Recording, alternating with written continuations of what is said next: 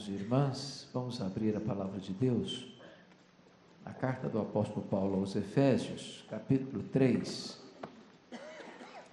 apenas o verso 14, Efésios 3, verso 14.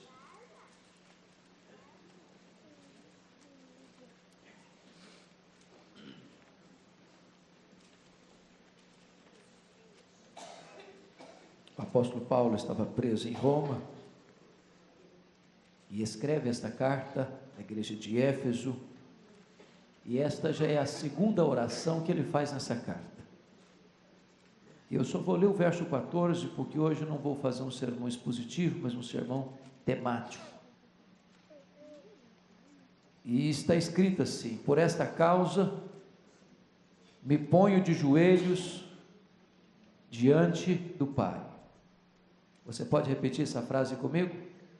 Por esta causa me ponho de joelhos diante do Pai.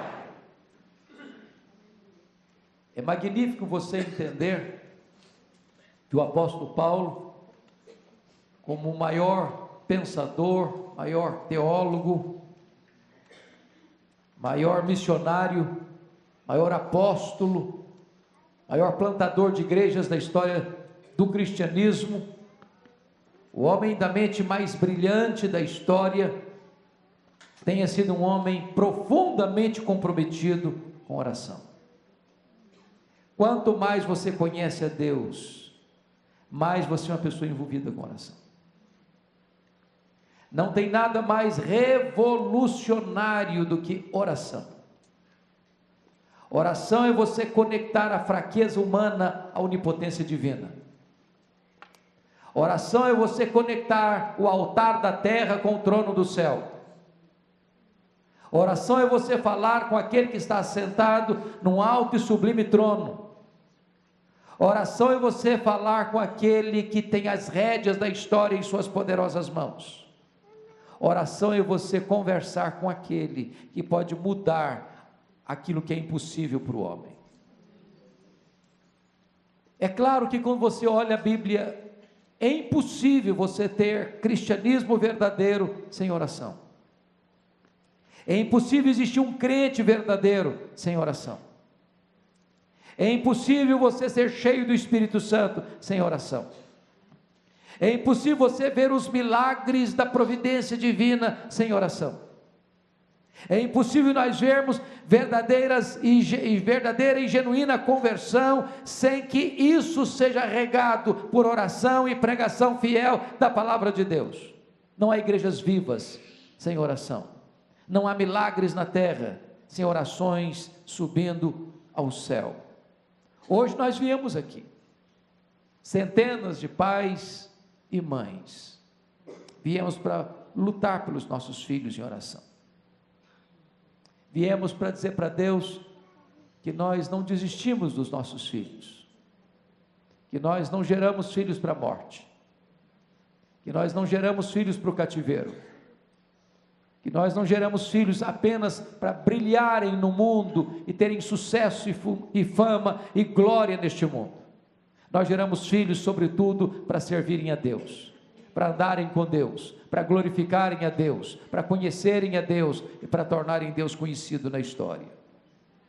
Eu creio, você também, firmemente, no poder de Deus manifestado através da oração. Eu vejo Abraão intercedendo por Ló, e Deus interferindo na história, para tirar Ló de Sodoma, em resposta às orações de Abraão. Eu vejo Jacó lutando com Deus em Jaboque, e a Bíblia diz que ele chora, e ele pede clemência, e ele pede misericórdia, e ele diz para Deus: eu não te deixarei ir, se tu não me abençoares. E Deus atende o seu clamor, e Deus atende a sua oração com lágrimas, e Deus salva Jacó no val de Jaboque. Eu vejo Moisés orando em Cades Barneia. Deus havia dito que não iria mais com o povo, que enviaria um anjo, que introduziria o povo na terra, mas diz a Bíblia que Moisés se coloca na brecha, em favor da nação, porque o projeto de Deus era destruir a nação e recomeçar um novo povo. E porque um homem se prostra, porque um homem se põe na brecha, porque um homem clama aos céus, Deus inverte, Deus reverte, Deus altera o cronograma da história, e Deus continua insistindo com o seu povo, conduzindo o seu povo pelo deserto. Eu vejo Ana orando. A ciência disse para ela: não tem jeito. As pessoas falavam para ela: é impossível. As pessoas à sua volta a desencorajavam, mas ela insiste com Deus, ela chora diante de Deus, ela derrama sua alma na presença de Deus, ela persevera com Deus em oração, e o impossível dos homens acontece, e o improvável da história acontece, e o milagre acontece, e o ventre dela é aberto, e ela concebe e dá à luz ao homem que haveria de fazer toda a diferença na história de Israel. Deus é o Deus que escuta orações, Deus é o Deus que interfere na história em resposta às orações, Deus é o Deus que faz milagres em resposta às orações, Deus é o Deus que faz com que a mulher estéril seja alegre mãe de filhos por causa da oração, Deus é o Deus que chama, que liberta, que transforma, que usa para a glória do seu nome os nossos filhos em resposta às orações. Eu vejo Ezequias, o rei Ezequias, sendo sentenciado de morte pelo próprio Deus, e ele virando para a parede, e orando fervorosamente, e chorando abundantemente, e Deus respondendo rapidamente a sua oração, trazendo cura para ele, trazendo libertação para a sua cidade. Eu vejo Daniel, sentenciado de morte, com a janela aberta do seu quarto para as bandas de Jerusalém, orando e dando graças a Deus, e Deus fazendo o absolutamente impossível, descendo com ele à cova dos leões, e fazendo com que os leões fossem segura companhia para ele, naquela noite, naquela cova. Eu vejo Deus sendo glorificado na vida de Daniel, em resposta às suas orações.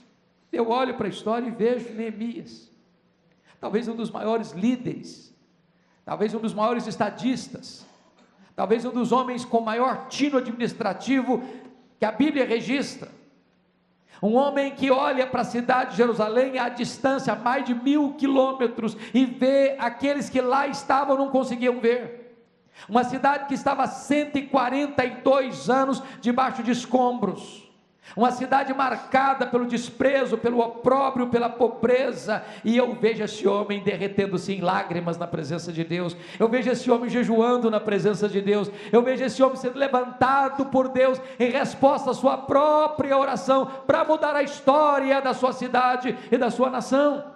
Eu vejo Jesus, o Filho de Deus, orando no Jordão, e o céu se abrindo, e o Espírito descendo.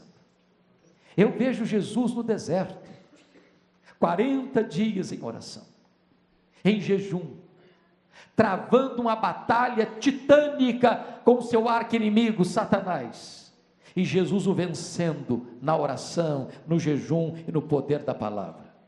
Eu vejo Jesus orando nos desertos, nos lugares ermos, e ao se colocar na presença do Pai em oração, sempre saía revestido de poder para curar os enfermos, para libertar os cativos, para avançar a obra no reino de Deus. Eu vejo Jesus entrando no Getsêmani, angustiado, angústia de morte, o inferno trazendo sobre ele todo o bafo de Satanás, e ele clama, e ele chora, e ele sangra, mas eu vejo Jesus consolado, eu vejo Jesus fortalecido, eu vejo Jesus saindo daquele Getsêmani e caminhando para a cruz, como um rei caminha para a sua coroação. Eu vejo Jesus orando na cruz, eu vejo Jesus orando lá no trono, à destra do Pai, por você, por mim, por nós, para que nós perseveremos até o fim, andando na presença dEle. Eu vejo, irmãos, eu vejo Paulo, logo depois da sua conversão, orando. Eu vejo esse homem orando na sinagoga, eu vejo esse homem orando no templo, eu vejo esse homem orando na praia, eu vejo esse homem orando no deserto, eu vejo esse homem orando no mar, eu vejo esse homem orando nas prisões, eu vejo esse homem orando no final da vida. E ele é quem vai nos ensinar que determinadas causas deveriam nos levar aos joelhos. Por esta causa eu me ponho diante do Pai em oração. Nós estamos aqui por uma causa nobilíssima: orar pelos nossos filhos, orar pela nossa descendência, orar pela nossa casa, orar pela nossa família, orar para que as futuras gerações conheçam a Deus, orar para que os nossos filhos não sejam tragados por este mundo vil, orar para que os nossos filhos não sejam conquistados pelo secularismo, orar para que os nossos filhos não se capitulem às drogas, orar para que os nossos filhos não se capitulem ao mundanismo, orar para que os nossos filhos não se encantem com este mundo e com o brilho dele e com o glamour dele, mas para que os nossos filhos sejam conquistados pela graça, para que os nossos filhos sejam cheios do Espírito Santo, para que os nossos filhos sejam usados nas mãos do poderoso Deus. Eu vejo Cornélio orando ao Deus eterno, e a sua oração subindo ao céu, e a porta da salvação sendo aberta para a sua família. Eu vejo Lide orando, e Deus abrindo o coração dela, e Deus salvando a família dela, e a família dela sendo batizada, e a casa dela se transformando na primeira igreja da Europa. Eu vejo a mulher Cirofenícia orando pela sua filha, cativa, prisioneira, endemoniada, e ela ora com humildade, ela ora com perseverança, ela ora com profunda compaixão pela sua filha, e eu vejo aquela mulher sendo honrada por Jesus, e Jesus atendendo a súplica dela, e trazendo libertação para a filha dela, e trazendo alívio para o coração dela, e trazendo alegria para a alma dela. Eu vejo os discípulos orando, unanimemente, todos juntos, aguardando a promessa do Pai, perseverando em oração, até que o Espírito Santo viesse sobre eles, e eles, revestidos do Espírito Santo, continuam orando, perseverando em oração, as portas se abrindo, os prisioneiros sendo libertos, os cativos tendo suas correntes quebradas, o Evangelho avançando, entrando em fronteiras as mais diferentes, quebrando barreiras culturais, quebrando barreiras raciais, quebrando barreiras culturais e religiosas, e então a palavra de Deus saindo de Jerusalém e chegando com menos de 50 anos na capital do império. Eu vejo a igreja de joelhos avançando no poder do Espírito Santo. Eu vejo essa igreja orando, a casa tremendo, o Espírito Santo descendo, e eles com grande poder testemunhando do Evangelho de Cristo, e a palavra de Deus prevalecendo em Jerusalém. Eu vejo, irmãos, eu vejo os crentes ao longo dos séculos se colocando de joelhos diante do Pai. Os pais da igreja, os pré-reformadores, os reformadores, os nossos irmãos puritanos, os missionários, os avivalistas, você e eu ainda hoje. Por esta causa, eu me ponho de joelhos diante do Pai. E a primeira coisa então que eu gostaria de ressaltar, irmãos, é que a igreja cristã, nós recebemos poder do Espírito Santo quando nós buscamos a Deus em oração. Uma igreja nunca é tão forte como quando ela está de joelhos. Uma igreja nunca é tão ousada como quando ela está de joelhos. Uma igreja nunca experimenta tantos milagres como quando ela está de joelhos. Uma igreja nunca vê tantos sinais do favor de Deus como quando ela está de joelhos. A oração é a usina de poder de uma igreja. É quando a igreja se põe de joelhos que o braço do Onipotente se estende para agir. Deus é soberano, e Ele não precisaria de nós para agir, mas sendo Ele soberano, Ele escolheu agir por meio das orações da igreja. Jesus Cristo nos ensinou: pedi e dar-se-vos-á, buscai e achareis, batei e abrir-se-vos-á, porque todo que pede recebe, todo que busca encontra, todo que bate abrir-se-lhe-á. Tiago nos ensinou: nada tendes porque nada pedis. Então a igreja pede e Deus responde, porque foi o próprio Deus que estabeleceu que seja assim. Se nós queremos ver milagres de Deus na nossa vida, na nossa casa, na nossa família, na vida dos nossos filhos, nós precisamos pedir, nós precisamos nos colocar na brecha. Nós não podemos ser remissos, nós não podemos ser lerdos, nós não podemos ser descuidados, nós não podemos ser preguiçosos na oração. Nós precisamos insistir com Deus, nós precisamos perseverar em oração em favor dos nossos filhos, porque o poder vem através da oração. Mas notem, irmãos, que a oração, ao longo da história, tem sido a base para o grande despertamento da família e da igreja. Onde você já viu uma família, coração aquecido sem oração? Onde você já viu uma igreja viva sem oração? Onde você já viu os milagres da conversão acontecendo abundantemente sem oração? Onde você já viu uma igreja sendo despertada para a obra missionária sem oração? Onde você já viu as torrentes do Espírito caindo sobre a igreja sem oração?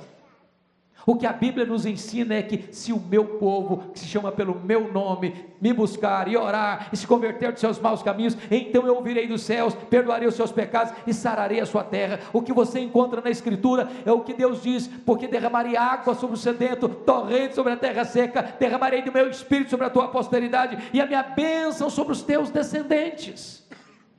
Se nós queremos ver os nossos filhos salvos, impactados, cheios do Espírito Santo, nós precisamos multiplicar o nosso esforço em oração. Em oração.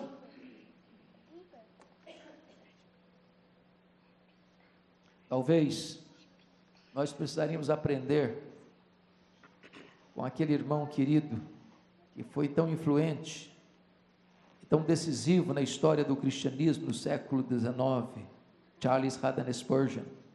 Numa época em que o liberalismo devastava a igreja na Inglaterra, numa época em que os púlpitos não pregavam mais a palavra de Deus, numa época em que os pregadores não acreditavam na Bíblia ser mais a palavra de Deus, esse homem pregava com poder.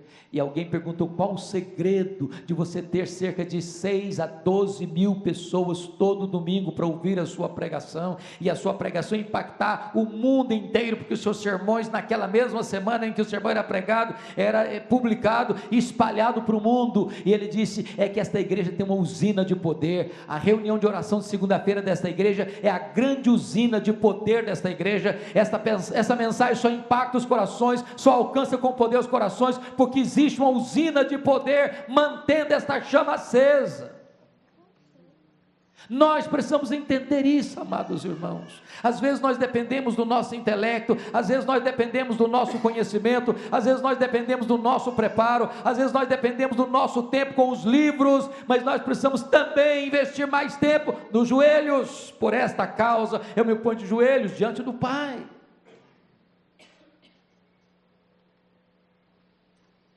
Mas a oração, irmãos, tem sido a base para a restauração de uma nação.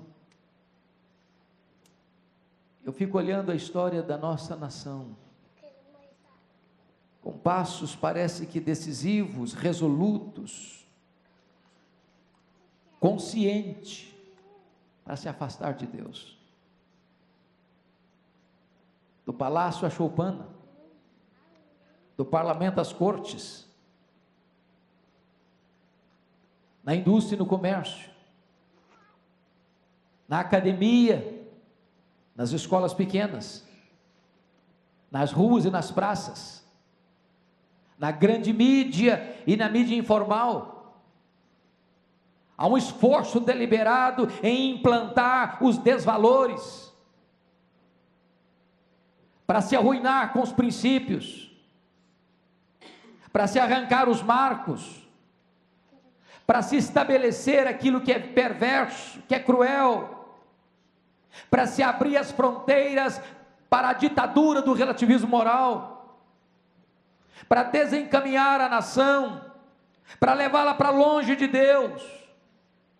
E esta avalanche do mal, irmãos, precisa ser resistida com o poder da oração.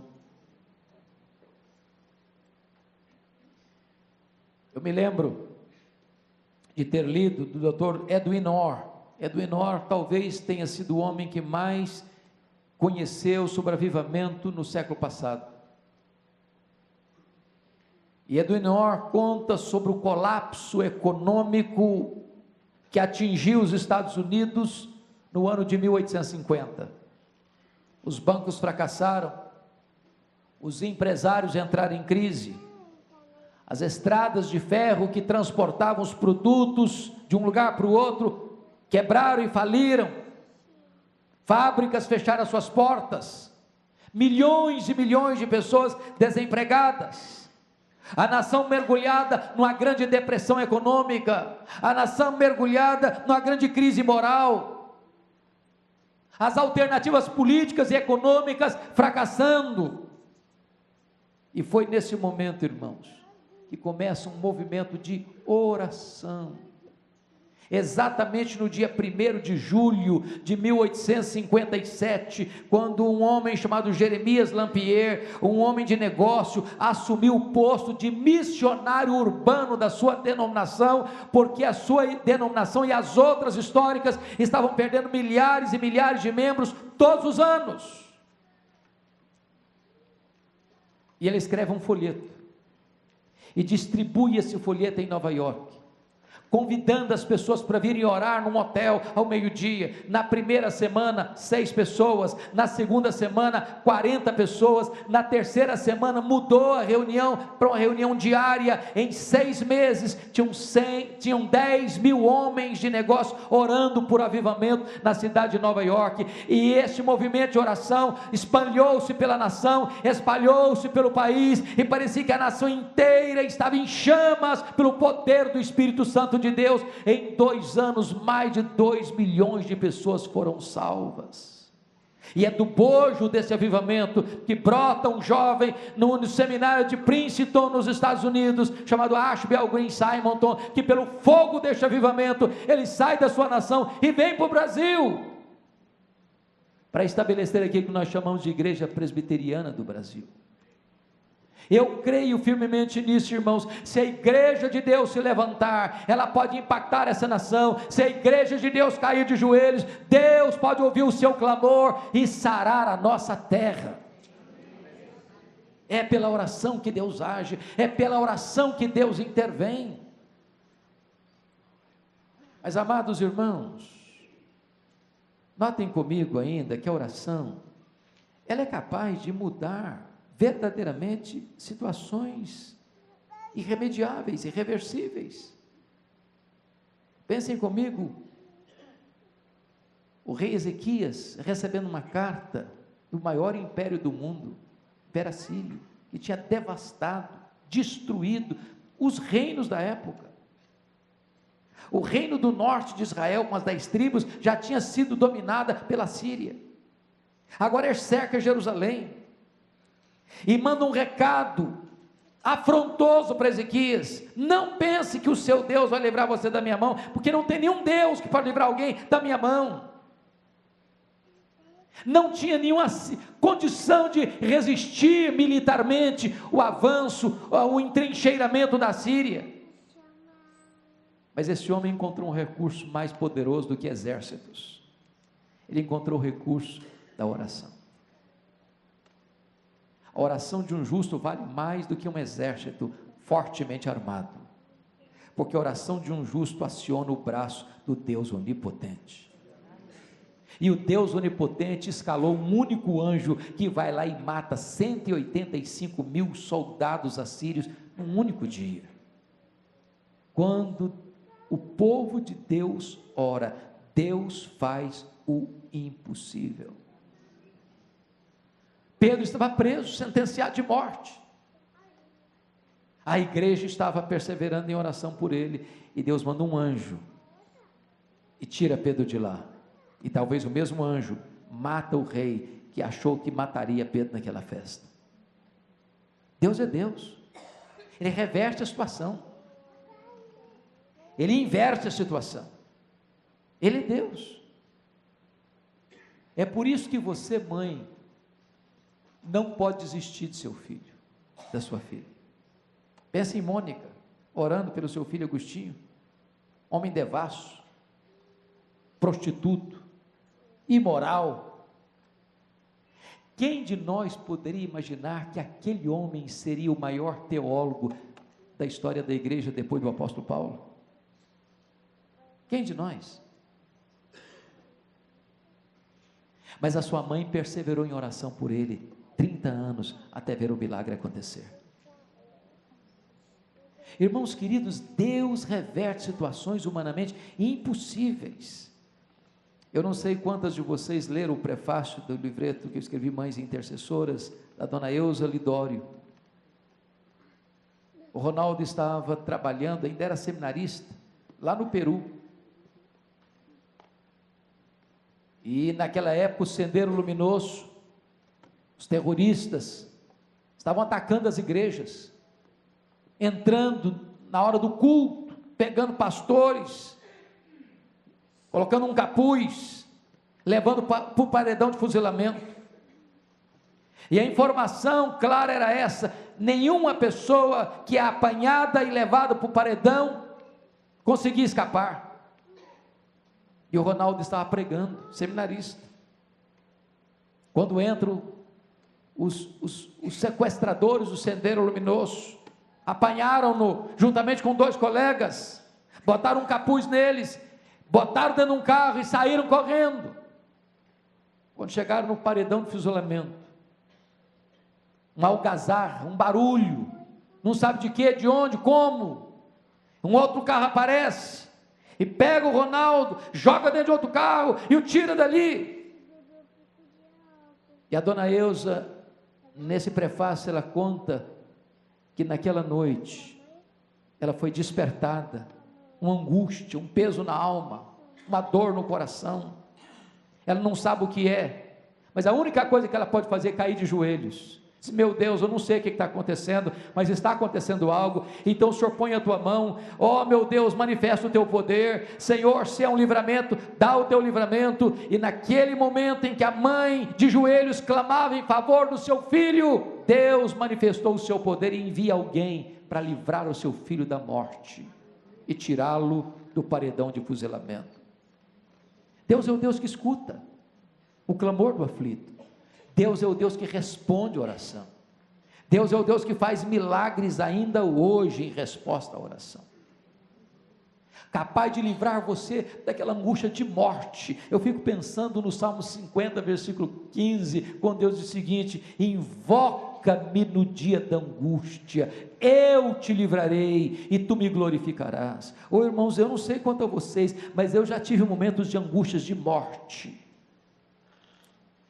E clamando ao Senhor, quando amanheceu o dia, amanheceu também o livramento. Deus é o Deus que responde oração ainda hoje. É o Deus que faz com que o seu filho Jesus entre no Getsêmani com angústia de morte, chorando, suando sangue. Quando ele sai do Getsêmani, não tem mais angústia. Não tem mais angústia. Ele caminha a partir dali para a cruz, como um rei caminha para a coroação. Sabe por quê? Porque quando você dobra os seus joelhos, Deus tira esse peso, Deus tira essa angústia, Deus tira esse pesar, Deus tira essa tristeza, Deus tira essa dor, Deus tira essa situação de desespero da alma. Deus dá vitória, Deus responde oração, Deus abre portas de ferro, Deus quebra correntes, Deus liberta o encarcerado, Deus abre os olhos aos cegos, Deus manifesta o seu poder. Por esta causa eu me ponho de joelhos.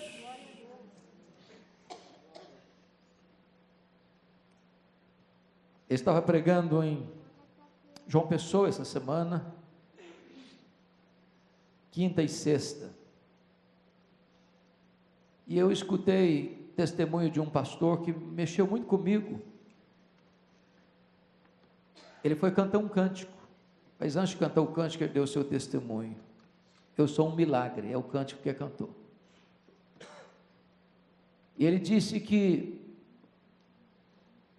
seu pai era um pastor, ele eram 12 irmãos, ainda a fase infantil, 7, 8 anos aproximadamente, e um dia, seu pai não era um homem, era pastor, mas não era um homem equilibrado, e ele viu seu pai matando a sua própria mãe, a facadas, ele e o seu irmão. Você pode imaginar o que é isso, um pastor matando a esposa, a facadas, na frente dos 2 filhos, o trauma, a psique arruinada, as emoções completamente amassadas. E ele disse que ele foi levado com o irmão dele para um lugar de crianças órfãs, e ele e o irmão dele se envolveram com drogas, a vida arruinada, destruída, escravos do vício, das drogas, até o dia que alguém chegou para ele, ele já era um jovem, e disse: eu estou orando por você,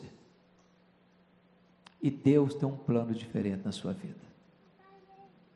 Você não tem que viver uma vida arruinada, porque seu pai foi um homem mau, porque seu irmão está vivendo nas drogas, porque você hoje está nas drogas.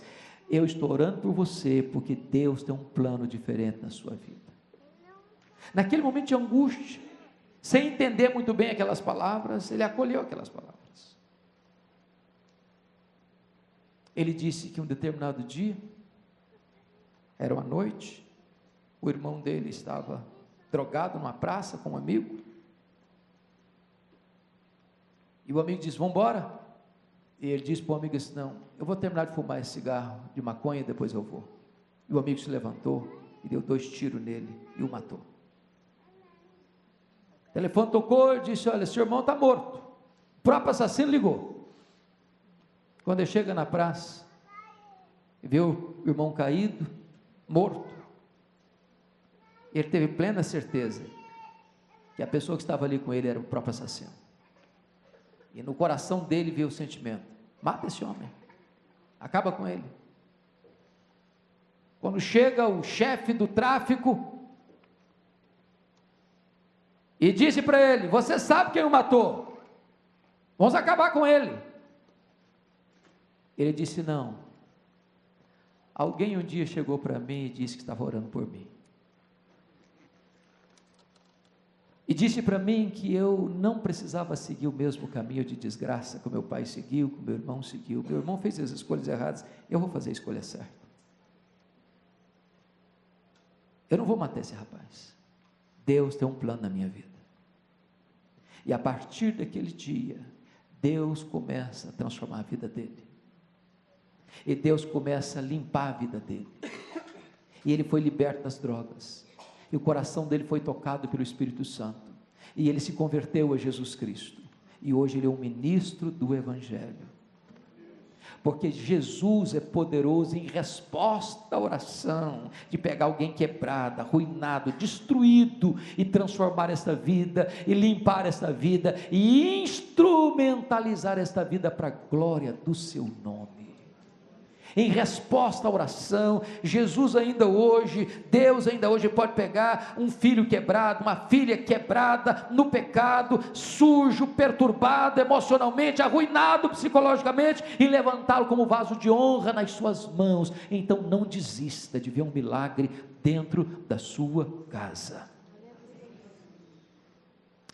Oh, queridos, eu gostaria de concluir dizendo que a oração é um instrumento que Deus nos dá, com pais e mães, para vermos os nossos filhos de pé, num mundo caído.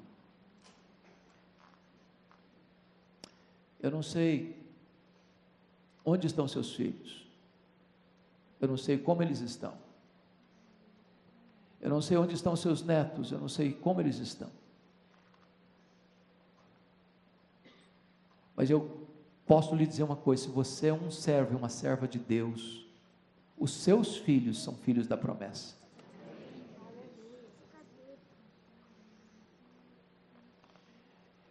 Se você ainda não tem filhos,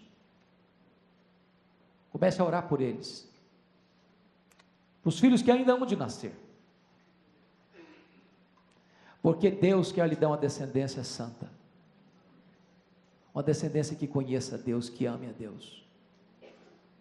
Mas se os seus filhos estão longe de Deus, é pela oração que nós podemos lutar por eles,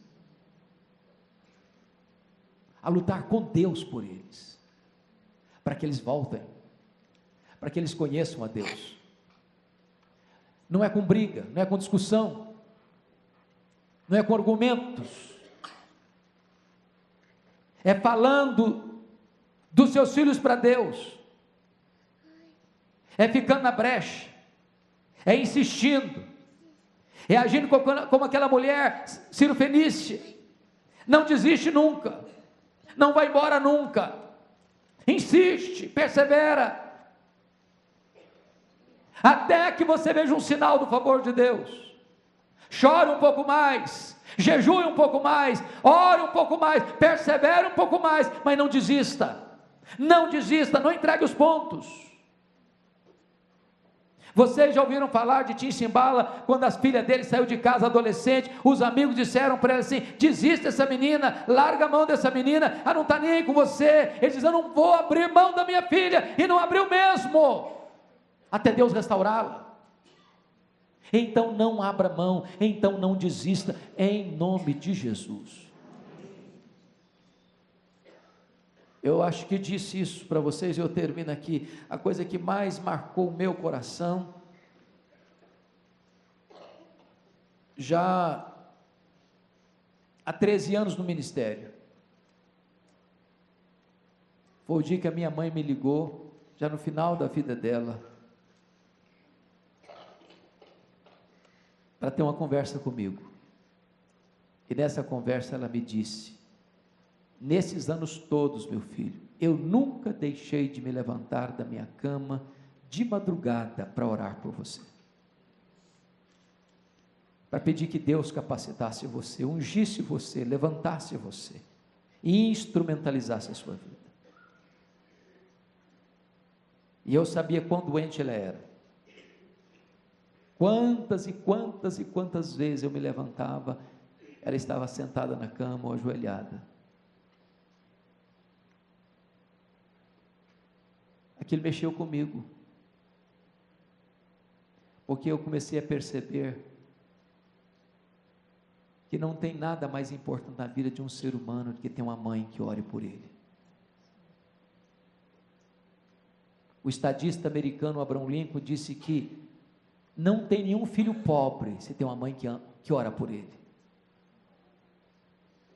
Isso trouxe uma frase que é hoje conhecida no Brasil inteiro, e é um lema hoje de muitas pessoas: mães de joelhos significa filhos de pé. Por esta causa eu me ponho de joelhos diante do Pai. Eu queria conclamar você, mãe, você, pai, para nós nos ajoelharmos e apresentarmos a Deus os nossos filhos. Talvez você diga: meus filhos já são crentes, louvado seja Deus. Louvado seja Deus, mas eles podem ser cheios do Espírito Santo. Meus filhos já frequentam a igreja, louvado seja Deus, mas eles podem ser gente engajada, envolvida. Talvez você diga: mas eu já tenho insistido tanto tempo. Você não sabe qual é o tempo de Deus, então continue insistindo, perseverando, até que Deus realize um milagre.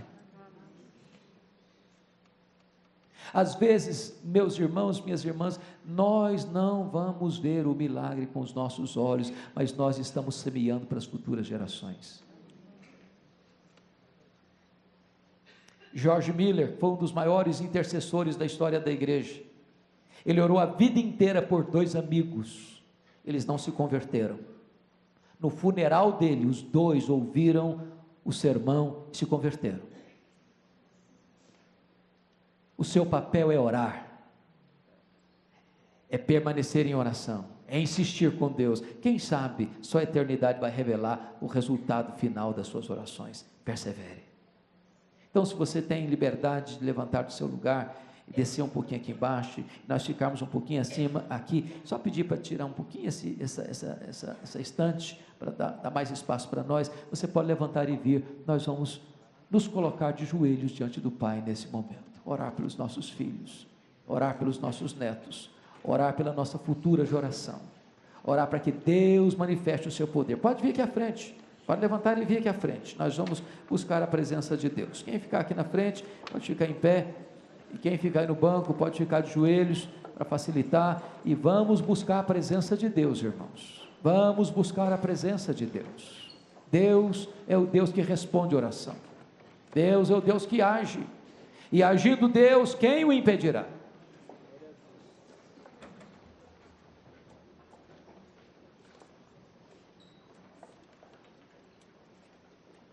Pode vir.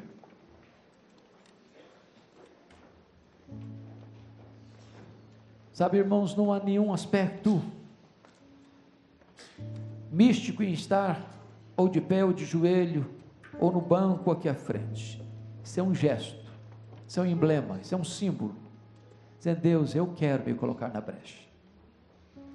Sabe o que acontece?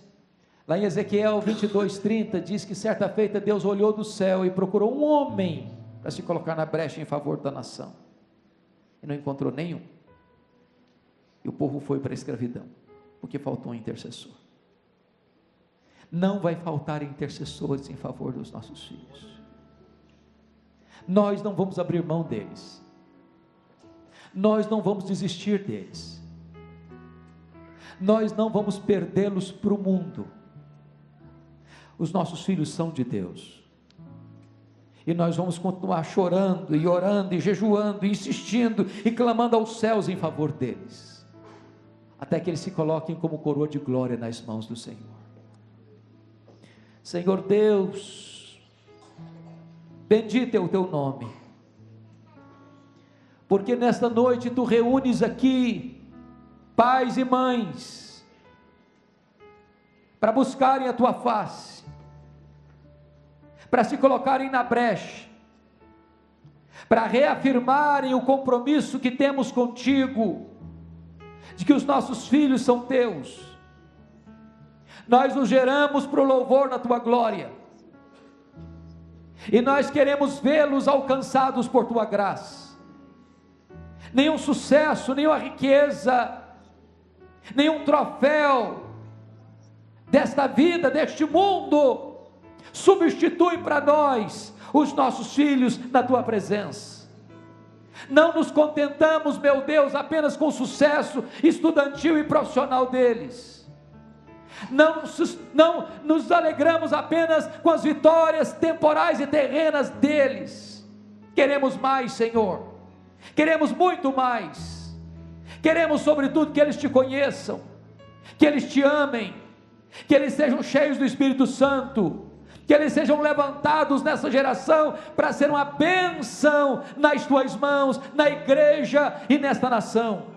Em nome de Jesus, livra-os do mal, afasta do caminho deles a iniquidade, afasta do caminho deles o homem perverso, afasta do caminho deles, ó Senhor, a sedução deste mundo, e coloque no coração deles temor do teu nome.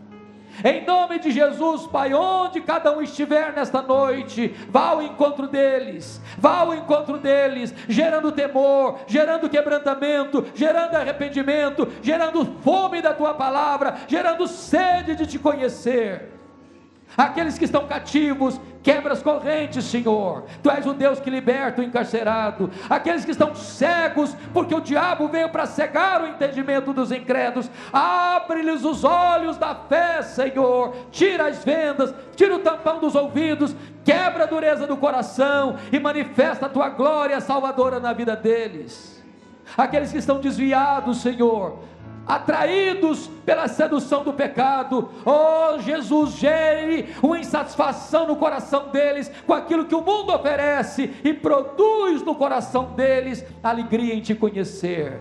Meu Senhor, dá graça ao pai e à mãe aqui presente, dá perseverança, Senhor, dá coração quebrantado, Senhor, dá fé que persevera em oração, Senhor, para que jamais venhamos a nos desanimar nesta grande empreitada, nesta grande cruzada em favor dos nossos filhos. Nós os colocamos nas tuas mãos e oramos para que eles sejam salvos, oramos para que eles sejam usados, oramos para que eles sejam cheios da tua graça, oramos para que eles sejam levantados nessa geração para o louvor da tua glória, em nome de Jesus, em nome de Jesus. Aleluia, amém, louvado seja o Senhor. Deus abençoe.